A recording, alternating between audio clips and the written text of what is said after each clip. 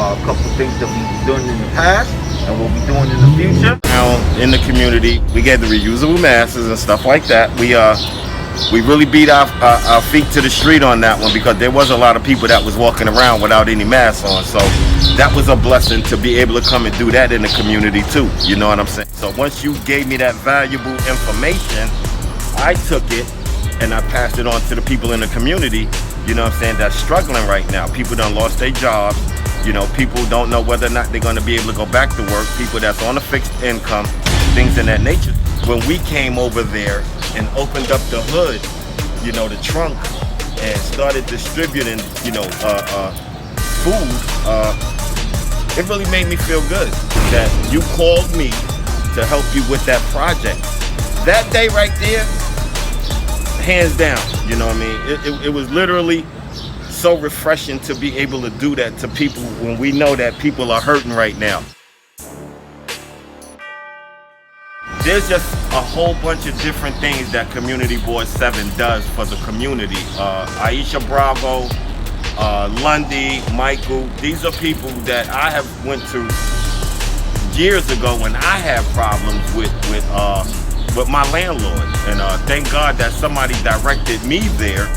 If we're doing something positive and then we go to Community Board 7 and present what we're doing, I'm quite sure they'll welcome us with open arms, because while a lot of places was closed, we were passing out, you know, masks and gloves and stuff like that. You know, we at one time thought that we wasn't getting any kind of help up here.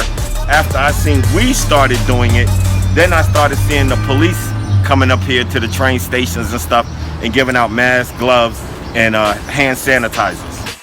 I know mental health right now is one of the main issues because of the pandemic. I'm quite sure that mental health issue with the pandemic is going to help a lot of people. You know, people think that it's just a financial situation that got people down. It's really a mental too, because people is not being able to deal with not working and now dealing with you scared to death because you might die from COVID-19. So that would be a great one to have, mental health. I believe if we get something in the neighborhood, you know what I'm saying, for the youth, it'll keep them out of trouble and it'll keep them from being a statistic, you know what I'm saying, in the prison system. Care coordination for people with medical health, because why? Not only is the older people suffering right now, the younger people are suffering as well. So I think something like that would be very vital for the community, man. We also have jobs. We need to definitely get something out here to where the people is able to go to get jobs. This is number one. This is number one right here, housing. We have all of these different buildings being put up in our community, but yet they're not affordable for the people in the community. I have a real big problem with that.